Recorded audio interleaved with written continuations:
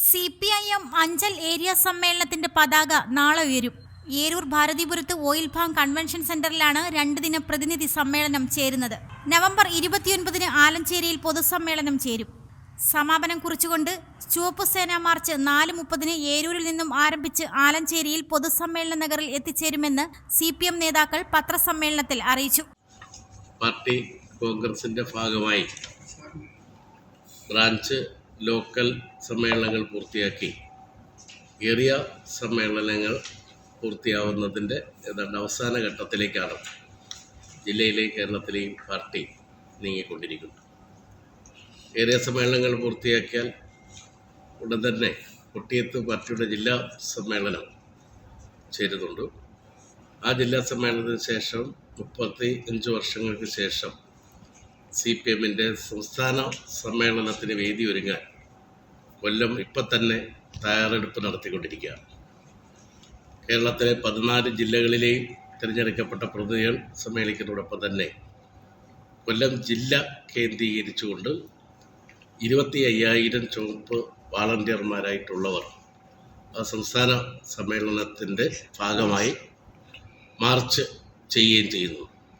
അപ്പോൾ സംസ്ഥാന സമ്മേളനത്തിലെ ജനങ്ങളെ ആകെ അണിനിർത്തിക്കൊണ്ടുള്ള ഒരു പ്രകടനത്തിന് വേദി ഒരുങ്ങാനും അത്രയും ജനങ്ങളെ താങ്ങാനും ഒരു കേന്ദ്രത്തിനും കഴിയാത്ത സാഹചര്യമുണ്ട് എന്ന് കണ്ടുകൊണ്ടാണ് ജനങ്ങളാകെ ഒഴുകി സമ്മേളനത്തിൻ്റെ ഭാഗമായിട്ടെത്തും. എന്നാൽ പരിശീലനം സൃഷ്ടിച്ചിട്ടുള്ള റെഡ് വാളണ്ടിയർമാരുടെ മാർച്ച് ആണ് കൊല്ലത്ത് സംസ്ഥാന സമ്മേളനത്തിൻ്റെ ഭാഗമായി നടക്കും. അതേപോലെ തന്നെ ഏരിയ സമ്മേളനങ്ങളുടെ ഭാഗമായും ഏരിയ കേന്ദ്രീകരിച്ചുകൊണ്ടുള്ള പ്രകടനങ്ങൾ എങ്ങും തന്നെ സംഘടിപ്പിക്കുന്നില്ല. എന്നാൽ സമ്മേളനം നടക്കുന്ന ലോക്കൽ മേഖല അതൊരു പഞ്ചായത്ത് കേന്ദ്രീകരിച്ചുകൊണ്ടുള്ള പ്രകടനവും അതോടൊപ്പം തന്നെ ഏരിയയിലെ ലോക്കൽ തലങ്ങളിൽ നിന്നും സംസ്ഥാന സമ്മേളനത്തിൽ പങ്കെടുക്കാൻ വേണ്ടി പരിശീലനം ലഭിച്ചുകൊണ്ടിരിക്കുന്ന വാളണ്ടിയർമാരായിട്ടുള്ള ആളുകളെ അണിനിരത്തിക്കൊണ്ടുള്ള ഒരു വാളണ്ടിയർ പരേഡ് ഏരിയ സമ്മേളനങ്ങളുടെ ഭാഗമായി സംഘടിപ്പിക്കുന്നുണ്ട്. ഇവിടെയാണെങ്കിൽ 10-11 ലോക്കൽ മേഖലയിലെ വാളണ്ടിയർമാർ ഏരൂരിൽ മാർച്ച് ചെയ്യുന്നതോടൊപ്പം തന്നെ ഏരൂർ ഗ്രാമപഞ്ചായത്തിൽപ്പെട്ട 19 വാർഡുകളിലെ പാർട്ടി അനുഭാവികളും ബന്ധുക്കളുമായിട്ടുള്ള അവർ പങ്കെടുക്കുന്ന ഒരു വലിയ റാലി കൂടി വാളണ്ടിയർ മാർച്ചിന് പിന്നാലെ സംഘടിപ്പിക്കുക എന്നുള്ളതാണ് ഞങ്ങൾ ഉദ്ദേശിച്ചത്. ഏരൂർ പഞ്ചായത്ത് കേന്ദ്രീകരിച്ച് വൻ പ്രകടനവും നടക്കും.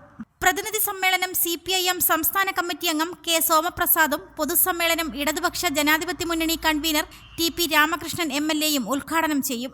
റെഡ് വോളണ്ടിയർ നൽകുന്ന സല്യൂട്ട് CPIM ജില്ലാ സെക്രട്ടറി S. സുദേവൻ സ്വീകരിക്കും. 24-ാം തീയതി അഷറഫ് സ്മാരകത്തിൽ നിന്നും ദീപശിഖാ ജാഥ സമ്മേളന നഗറിൽ എത്തിക്കും. തുടർന്ന് S. ജയമോഹൻ ഉദ്ഘാടനം ചെയ്യും. K. ഷിബു ജാഥയ്ക്ക് നേതൃത്വം നൽകും. Advocate P. ലാലാജി ബാബു സ്മൃതി മണ്ഡപത്തിൽ നിന്നും പതാക ജാഥ സമ്മേളന നഗറിൽ എത്തിക്കും. K. രാജഗോപാൽ ഉദ്ഘാടനം ചെയ്യും. VS സതീഷ് നേതൃത്വം നൽകും. ഏരൂർ ആർച്ചൽ C. ജയശങ്കറിന്റെ സ്മൃതി മണ്ഡപത്തിൽ നിന്നും കൊടിമരം സമ്മേളന നഗറിൽ എത്തിക്കും. K. ബാബു പണിക്കർ ജാഥ ഉദ്ഘാടനം ചെയ്യും. R. ബിജു ജാഥ നയിക്കും. പ്രതിനിധി സമ്മേളനത്തിൽ ആദ്യ സ്ഥാനം പങ്കെടുക്കാൻ വേണ്ടി എത്തിച്ചേരുന്നുണ്ട്. 26-നും പ്രതിനിധി സമ്മേളനം തുടരും.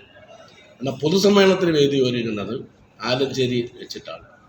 അത് ഇടതുപക്ഷ ജനാധിപത്യ മുന്നണിയുടെ സംസ്ഥാന കൺവീനർ മുൻ മന്ത്രി MLAയുമായിട്ടുള്ള TP രാമകൃഷ്ണനാണ് ആ പൊതുസമ്മേളനം ഉദ്ഘാടനം ചെയ്യുന്നതിന് വേണ്ടി എത്തിച്ചേരും. ആ പൊതുസമ്മേളനം പ്രത്യേകമായ സജ്ജമാക്കിയിട്ടുള്ള ഗതാഗത തടസ്സങ്ങളോ മറ്റൊന്നും ഉണ്ടാകാതെ പ്രത്യേകമായി സജ്ജമാക്കിയിട്ടുള്ള ഒരു വേദി ആലഞ്ചേരിയിൽ തന്നെ കണ്ടെത്തിയിട്ടുണ്ട്. അവിടെയാണ് ഈ റാലിയും ഇതെല്ലാം തന്നെ സംഘടിപ്പിക്കുന്നത്. അതിനുശേഷം നാടൻ പാട്ടും കലാപരിപാടികളുമൊക്കെ തന്നെ ആ പൊതുസമ്മേളന വേദിയിൽ തന്നെ മറ്റൊരു ഭാഗത്ത് സംഘടിപ്പിക്കാനും നിശ്ചയിച്ചിട്ടുണ്ട്. വാളണ്ടിയർമാരായിട്ടുള്ള ആളുകൾ എത്തിച്ചേരുമ്പോൾ സല്യൂട്ട് സ്വീകരിക്കുന്നത് CPMൻ്റെ ജില്ലാ സെക്രട്ടറി സുദേവനാണ്. സല്യൂട്ട് സ്വീകരിക്കണം എന്ന് ഞങ്ങൾ നിർദ്ദേശിച്ചിട്ടുള്ളത്. അദ്ദേഹം എത്തുകയും ആ സല്യൂട്ട് സ്വീകരിക്കുകയും ചെയ്യും. എന്തായാലും കിഴക്കൻ മലയോര മേഖലകളിൽ ആകെ ഒരു ഉത്സവ പ്രതീതി ഉളവാക്കുന്ന രൂപത്തിലേക്കാണ് നമ്മൾ സമ്മേളനം പ്രധാനമായി ഞങ്ങൾ ലക്ഷ്യമാക്കുന്നത്.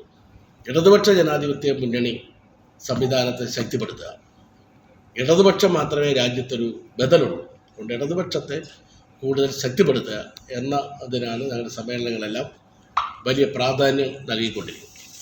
സമ്മേളനത്തിന്റെ അനുബന്ധമായി ചെസ് മത്സരം, അഖില കേരള വടംവലി, ഉൽപ്പന്നങ്ങൾ ഏറ്റുവാങ്ങൽ, പതാക ദിനം എന്നിവയും നടന്നുവരികയാണ്. പ്രതിനിധി സമ്മേളനത്തിൽ 161 പേർ പങ്കെടുക്കും. LDF സർക്കാർ സമാനതകളില്ലാത്ത വികസന പ്രവർത്തനങ്ങളാണ് പുനലൂർ മണ്ഡലത്തിൽ നടപ്പിലാക്കിയിട്ടുള്ളത്. കൂടുതൽ മുന്നേറ്റത്തിനും ഇടതുപക്ഷത്തെ ശക്തിപ്പെടുത്തുന്നതിനും ഉതകുന്നതാകും ഏരിയ സമ്മേളനമെന്ന് നേതാക്കന്മാർ പത്രസമ്മേളനത്തിൽ അറിയിച്ചു. റിപ്പോർട്ടർ സജി അഞ്ചൽ. രാധാസ്, ചൗക്ക് റോഡ്, പുനലൂർ. 2 പതിറ്റാണ്ടിലേറെയായി പുനലൂർ നിവാസികളുടെ വസ്ത്രസങ്കല്പങ്ങൾക്ക് മാറ്റുകൂട്ടിയ പുനലൂർ രാധാസ് കൂടുതൽ വിശാലതയിലേക്ക് നവീകരിച്ചിരിക്കുന്നു.